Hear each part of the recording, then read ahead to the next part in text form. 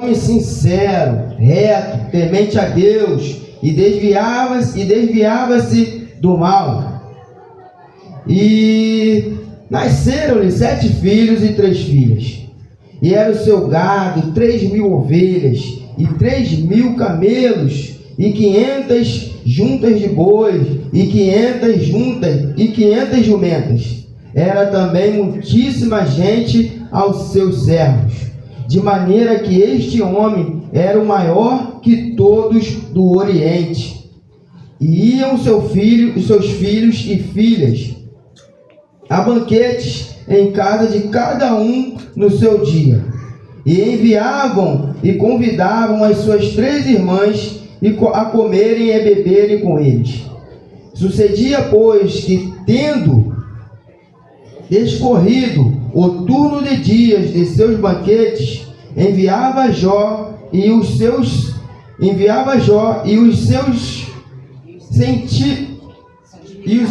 santificava, e se levantava de madrugada e oferecia holocausto segundo o número de todos eles, porque dizia Jó: porventura pecaram meus filhos e blasfemaram de Deus no seu coração.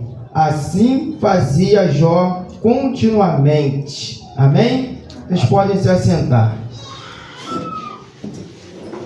Aqui dá um exemplo de um homem de Deus que guardava os seus preceitos, um homem justo, reto, temente a Deus. E como a gente leu, viste a palavra de Deus, que ele fala que ele se desviava do mal. A gente observa a integridade desse homem, que ele ofereceu holocausto pelos seus filhos. Por quê? Ele pensava: vai que numa dessas festas meus filhos podem ter pecado contra Deus. E a gente vê a preocupação de um servo de Deus e um pai de família. Um homem que se preocupava com seus filhos. Um homem que você observa que do Oriente ele era o maior. E a gente observa os benefícios de temer a Deus. Esse homem ele conseguiu alcançar e entender o segredo de ser abençoado por Deus. A gente vê as qualidades desse homem a ponto que você vai lendo no decorrer abaixo, você vai ver que Deus ele dá testemunho desse homem. A ponto do próprio Deus dizer, né? A gente vai ver que a palavra de Deus diz que certa feita os filhos de Deus se reuniram no céu e apareceu ali Satanás. E Deus ele pega e pergunta para Satanás: Satanás, viste de onde vieste? E diz que Satanás ele diz de rodear e observar a terra. Aí você observa que ele não dorme, ele não para. É como um leão bramando, procurando a quem tragar. Ele procura causas, argumentos, tudo contra o ser humano. E numa dessas causas, Deus interroga ele e pergunta: viste o meu servo Jó? Um homem que guarda sua integridade, temente a Deus e desvia-se do mal. Você observa que para Deus dar um testemunho desse para Satanás, é porque esse homem ele alcançou o mais alto nível de integridade e santidade com Deus. Mas a gente observa que Satanás, com seus ardis, né, ele sempre vai tentar contra o ser humano. Não tinha argumento, não tinha o que falar. É como se Deus tivesse falado para ele: tá vendo aí, Satanás? Você estava aqui no céu, tinha tudo, pecou contra mim, mas está vendo lá um homem pequenino, falho, consegue ser fiel a Deus. Satanás, ele nem me conhece de fato, ele nunca me viu, mas ele é reto e temente. Meu Deus. Se desvia do mal, guarda seus caminhos, faz o correto, diferente de você, Satanás, que foi expulso do céu. Mas Satanás, ele não fica calado. Ele faz uma acusação sem justificativa. Ele diz: claro, ele só te segue porque o Senhor cobre ele com tudo. O Senhor dá tudo para ele. Por isso que ele é fiel. Mas a gente observa que a palavra de Deus não é assim. A palavra de Deus, ela diz: se você for fiel, guardar os meus mandamentos, é uma consequência. Mas Satanás, ele faz essa acusação contra Jó. Ele só é fiel porque você dá tudo, porque ele tem tudo. E muitas das vezes nós também, muitas estão nas igrejas com esse pensamento. Você observa: eu vou porque eu quero ter paz, porque eu quero ter um bom casamento, porque eu quero ter uma casa, porque eu quero ter isso, porque eu quero ter aquilo. Então, Satanás, ele não faz uma pergunta sem fundamento, ele não faz algo sem fundamento. Na realidade, muitas pessoas são assim, só estão buscando a Deus porque querem algo em troca, porque querem algum benefício. E Satanás, ele faz essa pergunta: será que é verdade? Será que sinceramente ele está aqui porque ele te serve, porque ele é fiel mesmo? Será? Será que somos fiel ao Senhor pelo quem ele é ou pelos benefícios que ele tem nos dado? Será que se ele tirar tudo assim, será que a gente vai manter? E essa é a conclusão. Satanás, ele faz esse desafio e Deus diz para ele: tá bom. Jó, sem saber de nada, de um dia para o outro, nunca saberia que no céu estava acontecendo, estavam falando dele, Deus dando um bom testemunho dele e Satanás o acusando. E Deus permite. Tá bom, Satanás, toca em tudo que ele tem, só não toca na sua casa, só não toca na sua alma. E a gente vai ver que no decorrer vem uma notícia atrás da outra. Vem uma notícia, uma catástrofe atrás da outra. Primeiro, vieram os inimigos, levaram todas as suas ovelhas, todos os seus jumentos, e todos os seus servos morreram a fio de espada. Não acabando um de falar, veio outro, caiu fogo do céu, consumiu todas as suas ovelhas, e os seus servos todos também morreram. Vieram os inimigos, se ajuntaram, levaram todos os seus camelos e mataram os seus servos. Só ficou eu. E por último, a cartada final, porque é muito fácil a gente perder bens, perder coisas, mas quer ver tocar no ser humano é perder um ente querido seu, um filho, o bem mais precioso da terra. Satanás, ele dá a sua cartada final e chega mais um e diz: estavam seus filhos todos cantando, veio um vento oriental, bateu nos 4 cantos da casa e todos eles morreram, e só sobrou eu para contar a história. Você imagina isso? Isso não foi uma semana, não foi algo inesperado, algo que aconteceu de repente, de uma hora para outra. A sua vida mudar de cabeça para baixo. Você perder tudo que você tem, perder seus filhos, perder tudo. O que você faria? Sinceramente, você para imaginar aí o que você faria. Um pouco que eu e você temos, que conquistamos com tanta luta. Imagina você perder tudo que você tem e seus filhos, de uma hora para outra. O que você faria? E isso aqui não deu tempo nem de raciocinar. Eu fico tão intrigado com a resposta dele que não deu tempo de raciocinar. Na mesma hora ele respondeu: Deus me deu, Deus tomou. Bendito seja o nome do Senhor. Eu fico tentando entender da onde esse homem tirou tanta intimidade de Deus para...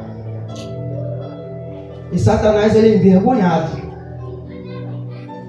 Satanás ali já cai por terra todos os seus argumentos. Ele é envergonhado.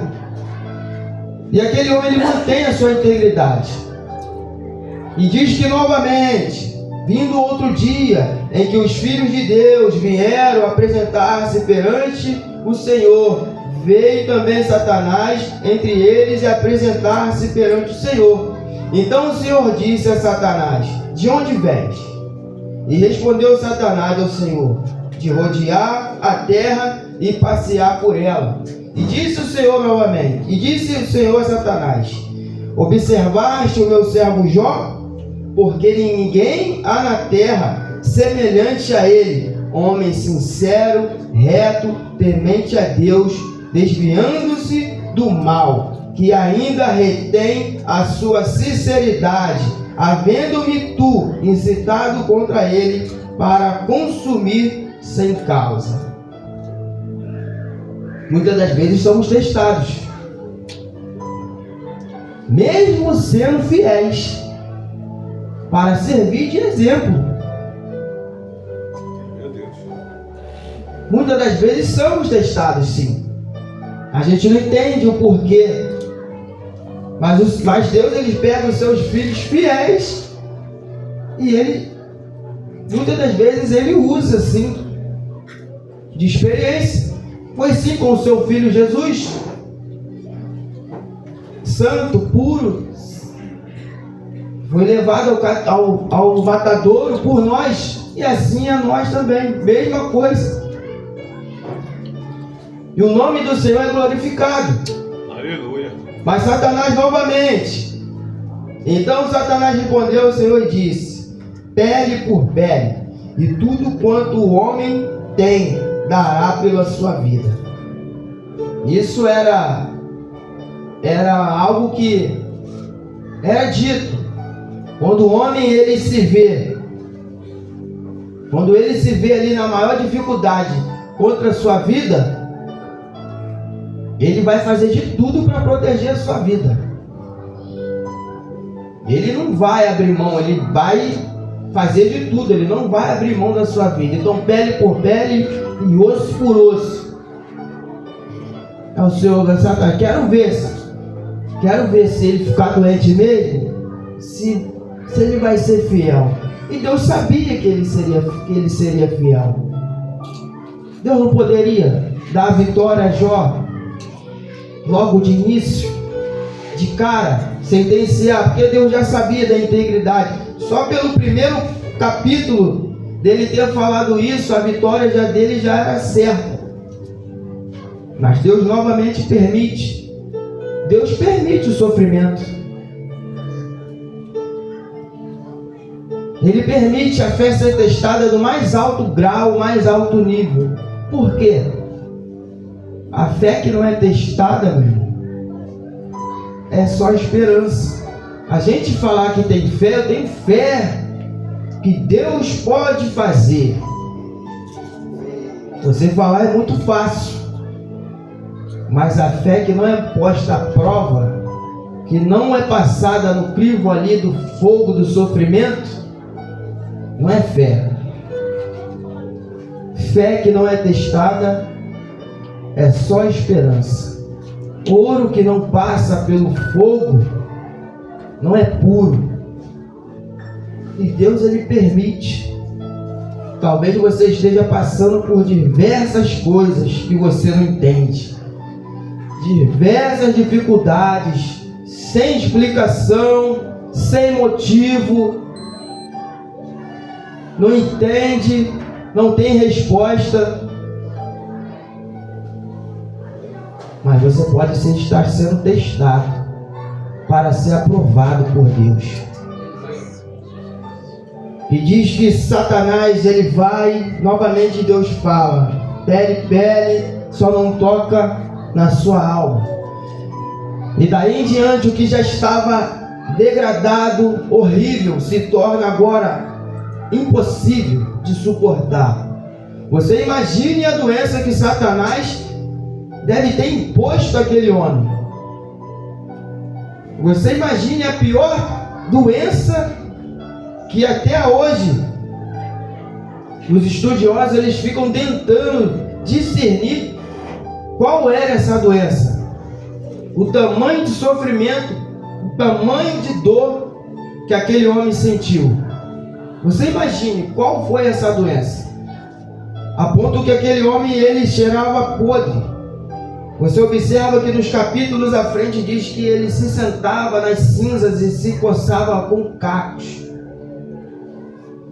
De um dia para o outro, perdeu seus filhos, perdeu tudo, e agora é cometido de uma doença gravíssima. E para piorar, a sua esposa, vendo aquela situação terrível, ela diz: Jó, você ainda mantém sua integridade a esse Deus?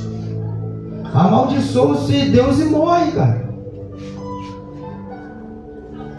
E ele fala: mulher, fala como uma louca. Aceitaste o bem de Deus com prazer, mas o mal não queres tu aceitar.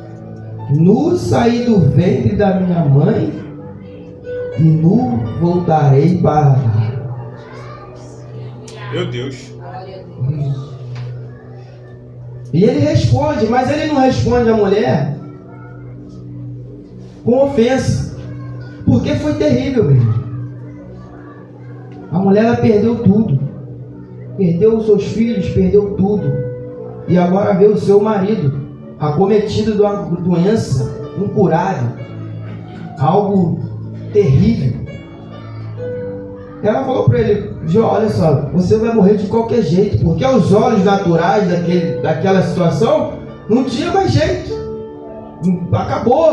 Então ela fala: Jó, abrevia logo essa situação, acaba com isso, amaldiçoa ele, Deus ele vai te matar, você vai, o sofrimento, Jó, vai acabar logo. Mas Jó ele se mantém fiel. Ele se mantém firme na situação.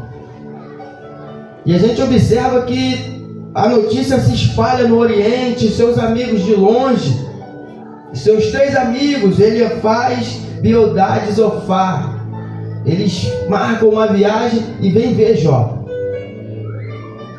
E o interessante é que no início, o sofrimento era tão grande, que diz que esses 3 amigos eles se sentam durante 7 dias e 7 noites para observar, porque não tinha palavras para expressar, para falar com aquela situação, não tinha explicação. Tem situações na nossa vida, tem situações que nós passamos que você não vai ter respostas. E até então aqueles 3 amigos estavam certos, porque se acabasse a história ali, eles estariam bem, porque eles observam a história e eles falam: realmente, Jó, a gente não temos nem palavra para mensurar o que você está passando.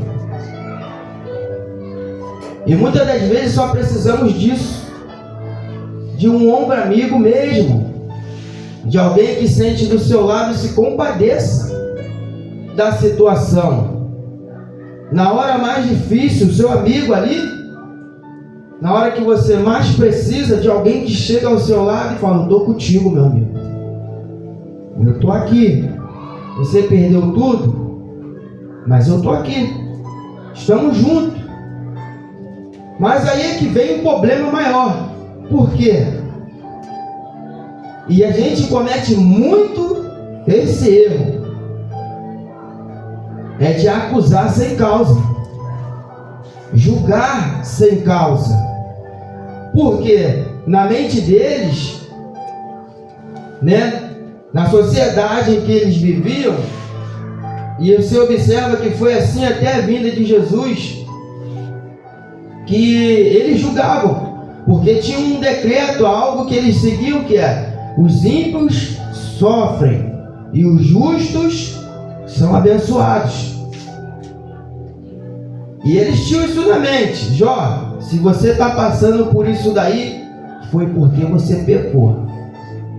Jó, se você fez isso aí, se você está passando isso aí, foi seu filho que fez. Jó, se você está passando aí, você fez alguma coisa oculta aí, uma maldade, Deus está te castigando. E por conta das vezes não somos julgados, às vezes, sem causa. Porque o único que conhece o meu e o seu coração é Deus. Eu não sei o que você pensa agora. Eu posso te julgar pela sua aparência agora, achar: a irmã está triste porque não teve um dia bom. Não, mas é só Deus sabe o que ela passou no dia. E muitas das vezes cometemos esse maior erro. Deixamos a religiosidade tomar conta, né, do que é certo, da compreensão, de entender de fato o que a pessoa está passando e o do que ela precisa. Olhamos com um olhar julgativo. Se ele está passando isso daí, é porque Deus está castigando ele. Deve ter pecado. Deixa ele nas mãos de Deus. E não ajudamos os nossos irmãos. E de fato tinha que ser diferente. E os seus amigos julgavam ele sem causa. Eles não tinham resposta. Eles não entendiam, não sabiam, e botavam os seus próprios argumentos. Você observa que são mais de 10 capítulos, os seus amigos ali o julgando. Já não bastava que ele tinha perdido tudo. Você observa que nos capítulos anteriores Jó reclama deles de insensíveis, de julgar ele sem causa. E uma coisa interessante, né? Se nós não sabemos de fato o que está acontecendo, não julga não. Se você não pode ajudar, você não julga. Ora para Deus: Deus, guarda o teu filho, abençoa o teu filho. Porque muitas das vezes é pior. É melhor deixar a pessoa quieta do que você tentar falar do que você não sabe. E a história vai se passando e chega ao ápice. Que Jó agora ele já não bastava perder tudo, a sua mulher, seus amigos o julgando e Deus calado. E o homem era fiel, pessoal. Ele era fiel, ele era justo. E cadê Deus? Cadê Deus? E se você olhar no decorrer da história, você observa que o maior sofrimento de Jó era Deus calado. Ele não peca contra Deus, mas ele começa a se questionar o porquê disso. O porquê está acontecendo isso comigo, Senhor? A ponto de Jó falar: Senhor, me bota dentro do céu, cara. Me deixa lá até eu morrer. Ele começa a amaldiçoar o dia que ele nasceu, para você ver o tamanho do sofrimento. Ele amaldiçoou o dia que nasceu, o dia que a mãe dele concebeu ele. Ele despreza o dia que ele nasceu, não quer mais viver. E Deus calado. Jó agora ele começa a falar com Deus pessoalmente, se referir a Deus, sem intermediador, sem nada. Deus, onde o Senhor está? Será que o Senhor não está vendo isso? Por que está acontecendo isso? E Deus calado. Se você nunca passou por isso, não está passando, você entende o que eu estou falando. Parece que o sofrimento ele se intensifica mais ainda. É como você não tem resposta, se vai dar certo, se vai morrer, se vai viver. Mas o interessante disso tudo é que Jó ele começa a pensar agora que Deus ele está contra ele. E ele fala: Senhor, por que está fazendo isso comigo? Por que está me tirando como inimigo? Porque não tinha resposta, pessoal. O sofrimento era muito grande. Certa feita ele diz: eis que o clamor é violência, mas não sou ouvido.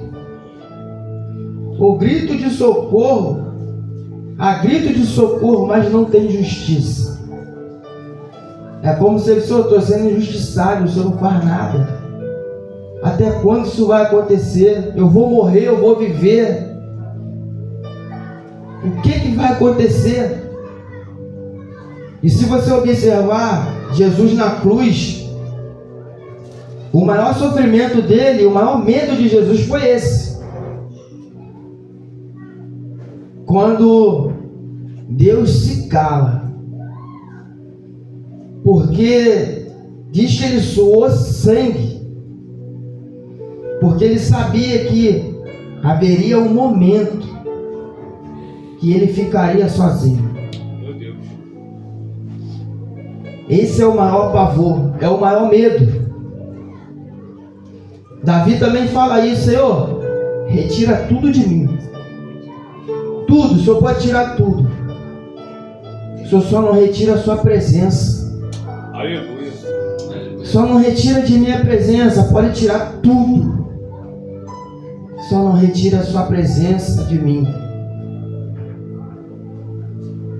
E Jó continua questionando: os meus ossos se apegaram à minha pele, à minha carne. Escapei só com a pele e os meus dentes. Quem me dera agora que as minhas palavras se escrevessem. Quem me dera que se agravassem num livro, e com pena de ferro e com chumbo, para sempre fossem esculpidas na rocha. Parecia que Jó sabia o que iria acontecer, porque nós estamos lendo a história dele. Jó serviu de exemplo para mim e para você, para dizer que ainda que você esteja passando pela maior dificuldade, Deus está no controle. E você vai passar por isso, vai viver, mas é preciso passar pelo teste. Nem tudo vai ter resposta de uma hora para outra para você. Deus ele não tem obrigação de responder.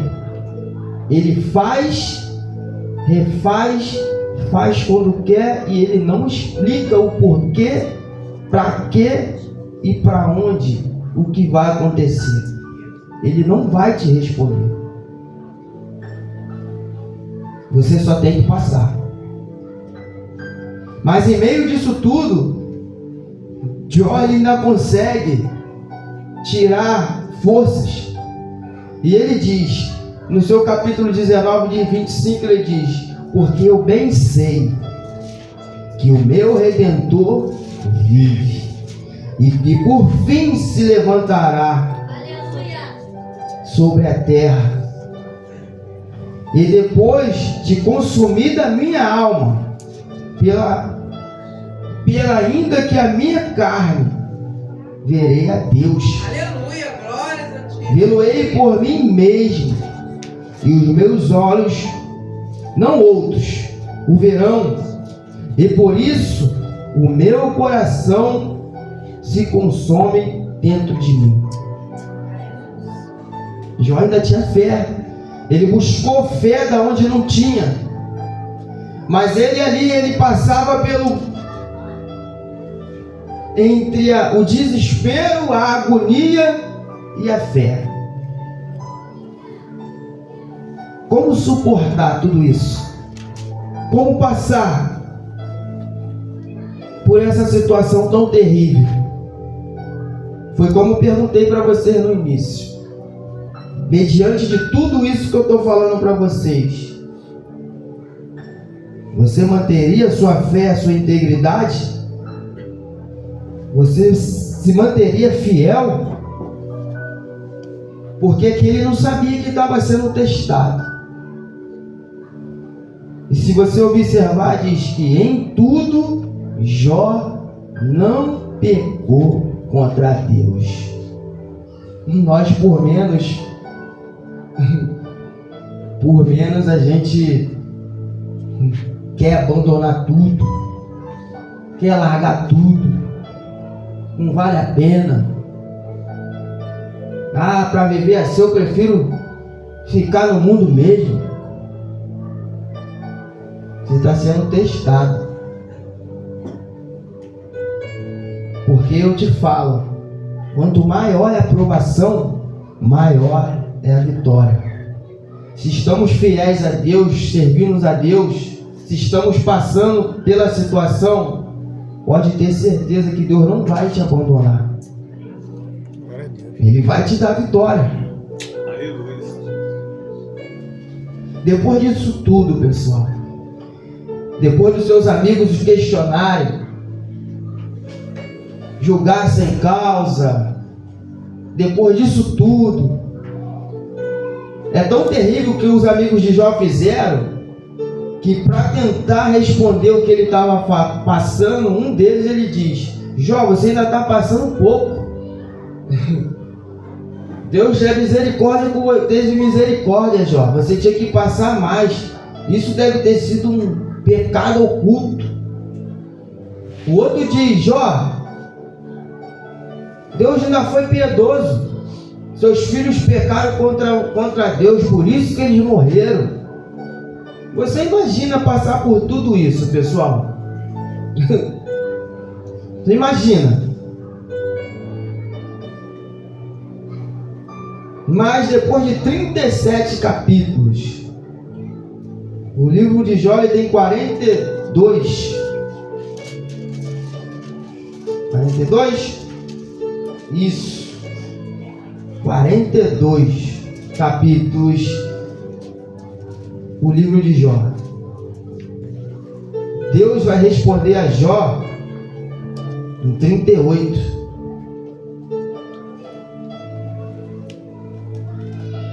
Falei até errado. Deus não responde a Jó. Diz que no meio daquela situação turbulenta, catastrófica, Deus ele se apresenta a Jó no meio de uma tempestade. No redemoinho ali, uma tempestade, Deus começa a fazer um reboliço.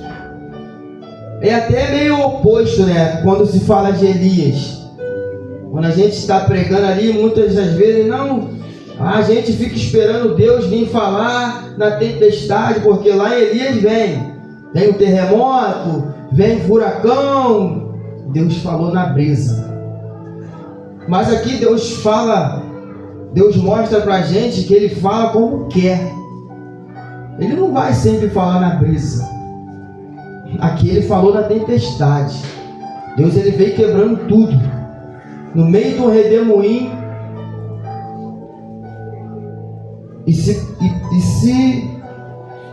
No meio daquele redemoinho, Ele começou a conversar com Jó. E Ele diz: depois disso o Senhor respondeu a Jó. De um redemoinho Ele disse: quem é este que escurece o conselho com palavras e sem conhecimento? Aí Deus vem. Ele não responde o porquê. Ele não responde as indagações. Ele só pergunta: Jó, vamos lá. Onde você estava quando eu coloquei os alicerces da terra? Onde você estava, Jó, quando eu criei os luminares? Onde você estava, Jó, quando eu criei a luz? É como se Deus estivesse: Jó, quem é você para querer contender com o Criador? Ele não vai te responder. Basta você entender. Ele não vai falar por que eu estou fazendo isso porque eu te amo, filho. Não vai. Ele vai fazer.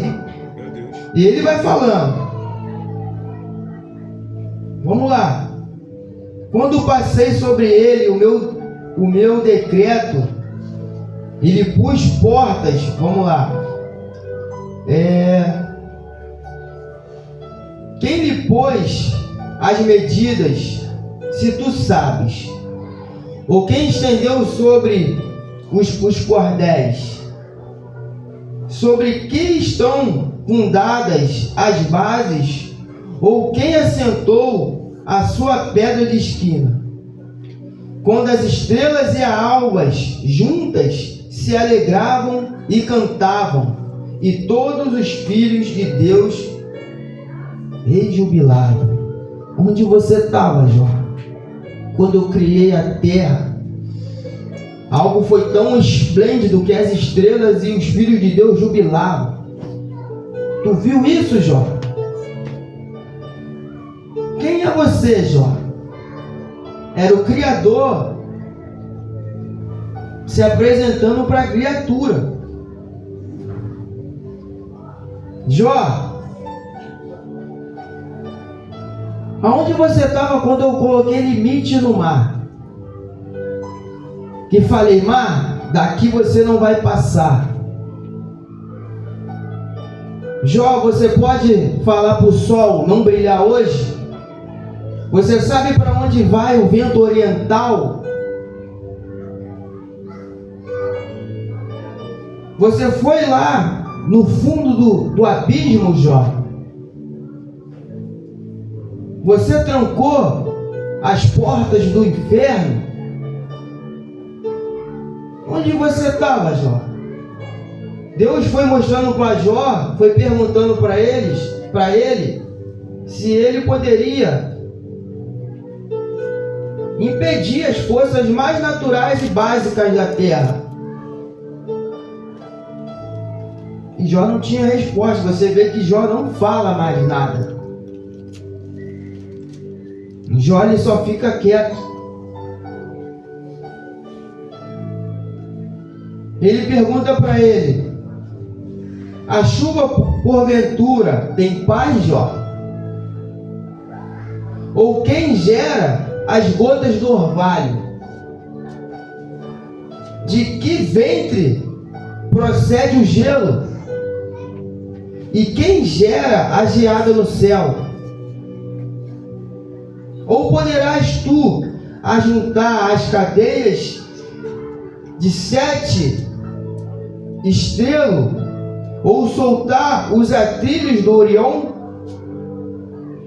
Ou produzir as constelações e o seu tempo e guiar a ursa com os seus filhotes?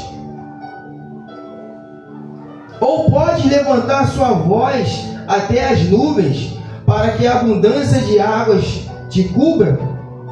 Ou ordenarás os raios que saiam e te digam: eis-nos aqui? Tu pode, Jó? Tu pode fazer alguma coisa dessa? E Jó não tinha resposta. E Deus ele sai das coisas, naturais, e agora ele vai para o reino animal. E ele pergunta para Jó: Jó, você pode capturar o behemoth? Assim como fiz você, obra das minhas mãos. Isso está no capítulo 40, no seu versículo 15. Vai falar assim, contempla agora o behemoth que eu fiz como a ti, que come erva como boi. Eis que a sua força está nos seus lombos, e o seu poder dos músculos no seu ventre. Quando quer mover a sua cauda como cedro, e os seus nervos da sua coxa estão entrelaçados. Os seus ossos são como tubo de bronze, e a sua ossada é como barra de ferro. Em verdade, os montes lhe produzem pastos, onde todos os animais dos campos fogam. Deita debaixo das árvores sombrias, e o seu esconderijo nas cavernas e na lama. Eis que o rio transborda, e ele não se transpassa, confiando que o Jordão passa dentre a sua boca. Poder-lo-ím, porventura, caçar à vista dos seus olhos, ou com laços lhe furar o nariz? Ele diz: tu pode capturar esse ser? Diz que os estudiosos eles tentam descobrir até hoje quem são essas criaturas. Você observa que são criaturas grandes, fortes, que o ser humano ele não consegue capturar. Logo abaixo ele vai falar: poderás pescar com o anzol o Leviatã? Você pode capturar ele com a rede? Pode furar o seu nariz? Você pode botar ele para suas filhas brincarem com ele? Com certeza. Se levanta contra ele e se arrependerá para sempre. Está dizendo aqui de uma criatura tão poderosa que o único que poderia se aproximar dele com uma espada era o próprio Deus, o seu Criador. Se você ler mais à frente, você vai ver. E no final ele vai dizer: se alguém lhe tocar com a espada, isso está no capítulo 41, 26. Se alguém lhe tocar com a espada, essa não poderá penetrar, nem lança, dardo ou flecha. Ele reputa o ferro a palha, e cobre o pau podre, e a seta não fará fugir. As pedras das fundas se tornam retalhos. As pedras atiradas são para ele como arrestas, e ri-se do bramido da lança. Debaixo de si, em conchas pontiagudas, estende-se sobre as coisas pontiagudas, como a lama. As profundezas faz ferver como uma panela, torna o mar como quando os ungüentos fervem. Após ele, alumia o caminho e parece o abismo, tornando em brancuras de cães. Na terra não há que se lhe possa comparar, pois foi feito para estar sem pavor. Todo o alto o vê, o rei sobre todos os filhos de animais mais altivos. E Deus pergunta para ele: você pode capturar essa criatura, Jó? Tu tem condição alguma de chegar perto dela, pelo menos? Jó, eu sou o Criador. Eu te fiz do pó, da lama. Mas não é como se Deus quisesse humilhar Jó. É Deus mostrando para ele a grandeza de um Deus e que ele tem o controle de tudo nas mãos. Depois disso, você observa que Jó, no seu capítulo 42, não tem mais queixa. Jó não lembra nem mais das suas doenças, nem das suas queixas. Ele entende quem é Deus. Ele entende que ele é só um sopro, que no estalar de dedo tudo se acaba. E você observa que ele fala: então respondeu Jó ao Senhor e disse: bem sei que tudo podes, e nenhum dos teus pensamentos podem ser impedidos. Quem é aquele que dizes tu que sem conhecimento encobre o conselho? Pois isso falei do que não entendia, coisas que para mim eram maravilhosíssimas e que eu não compreendia. Escuta-me, pois, e eu falarei, e eu te perguntarei, e tu me ensina. Com o ouvido, meus ouvidos eu ouvi, mas agora te veem os meus olhos. Por isso me abomino e me arrependo no pó e na cinza. Resumindo, as lutas e as provações são teste para nós. Você conhece Deus de ouvir,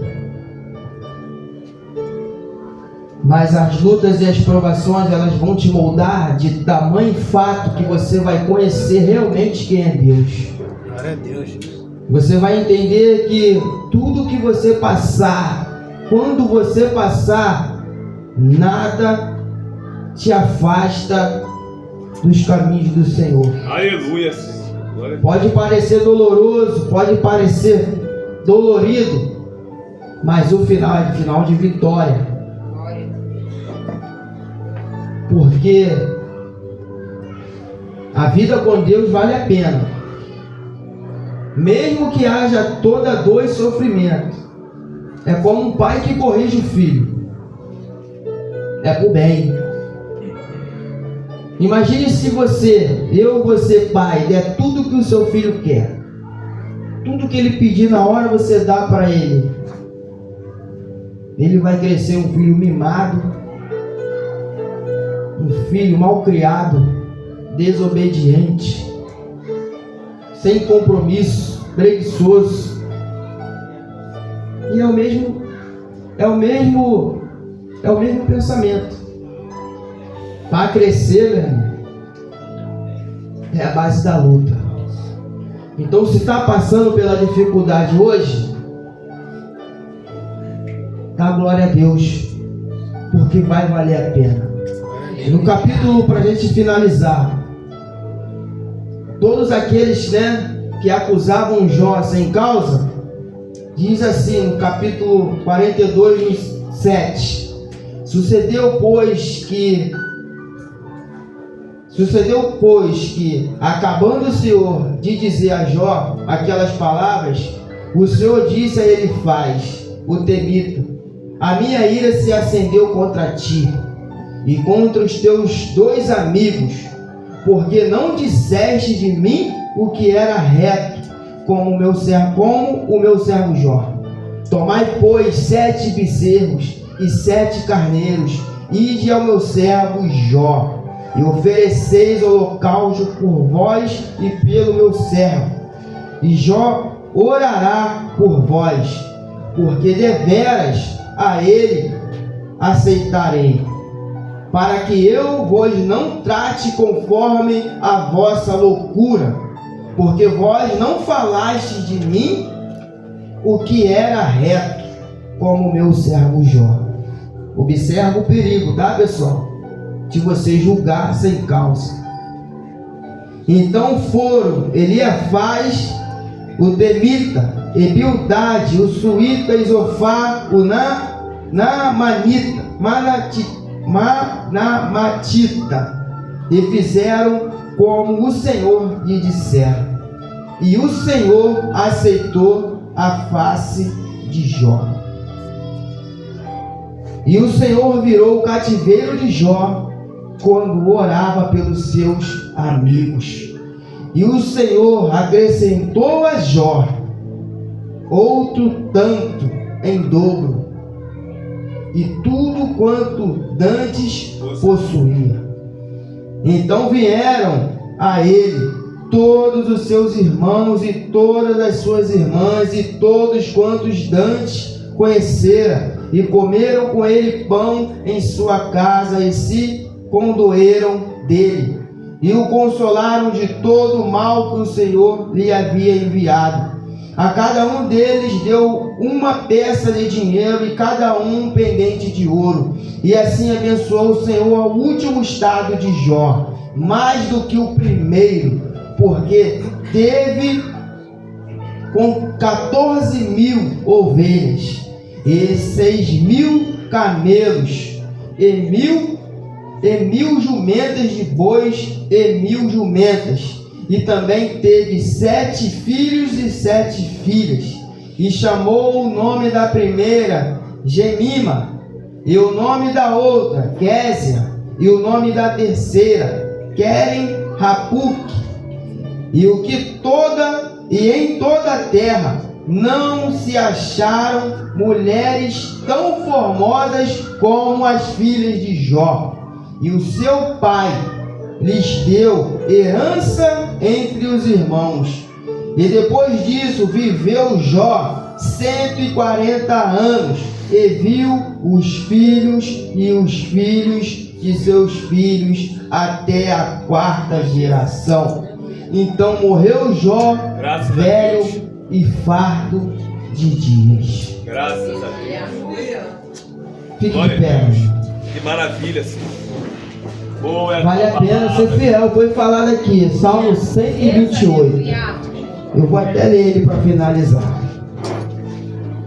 É a última, pessoal. Eu falo muito mesmo. Graças a Deus. Bem-aventurado aquele que teme ao Senhor e anda nos seus caminhos, pois comerás do trabalho das tuas mãos, e feliz serás, e te irá bem. E a tua mulher será como a videira frutífera, e ao lado da sua casa teus filhos como plantas de oliveiras e roda da tua mesa. Eis que assim será abençoado o homem que teme ao Senhor. O Senhor te abençoará desde Sião, e tu verás bem de Jerusalém em todos os dias da sua vida. Verás os filhos de teus filhos e a paz sobre Israel. Amém? Vamos orar a Deus. Senhor Deus e Pai, Deus, muito obrigado por esse dia. Senhor, sabemos que somos falhos, pecadores, fiéis e infiéis a Ti. Pai, mas que o Senhor venha continuar, Senhor, nos fortalecendo. Que no meio da dificuldade, Senhor, nós venhamos entender que tudo tem um propósito debaixo da terra. Se o Senhor tira alguma coisa, é porque o Senhor sabe que irá nos fazer mal. Muitas das vezes não entendemos os teus caminhos nem os teus propósitos. Para o homem, há caminhos que parecem bons, mas são caminhos de morte. O Senhor conhece o futuro. O Senhor é o detentor de tudo. Senhor, faça conforme a sua vontade na nossa vida. Se tiver algum caminho, Senhor, que está à nossa frente, que nós não vimos, retira, Pai. Se tiver algum caminho perverso, maldoso, se tiver caminhos de morte, Pai, mesmo que venha a ser dolorido para nós, Senhor, retira. Retira todos aqueles que não querem o nosso bem. Tira tudo aquilo que vai nos atrapalhar de te seguir, de ser fiel, de nos afastar da tua presença. Pai, se nós tivermos que passar como testemunhas para outras pessoas serem alcançadas, faça a sua vontade. Mas, Senhor, nós sabemos que o Senhor não nos deixa passar sozinho, e que no final de tudo o seu nome irá ser glorificado e o Senhor virá ao nosso favor. Muito obrigado por esse dia, Pai. Obrigado pela vida de cada pai aqui. Que o Senhor venha prosperar a vida de cada um, dar força a cada um para poder realizar o sonho dos teus filhos. Que o Senhor venha ajudar os projetos dos teus filhos, as casas dos teus filhos. Aleluia. Que o Senhor venha repreender toda a maldição hereditária, toda a praga, todo o olho grande, toda a maldição lançada contra cada um representante aqui, Pai. Em nome de Jesus. Se a família dos teus filhos não estão completa aqui nessa noite, Pai amado, ajuda os teus filhos a ter fé e força, Aleluia. para que a família dos teus filhos venha ser alcançada Em nome de e Jesus. todos eles possam dizer: eu e a minha casa servimos ao Senhor. Em nome de Jesus. Senhor, muito obrigado. Assim entrego a minha gloriosa oportunidade em nome de Jesus.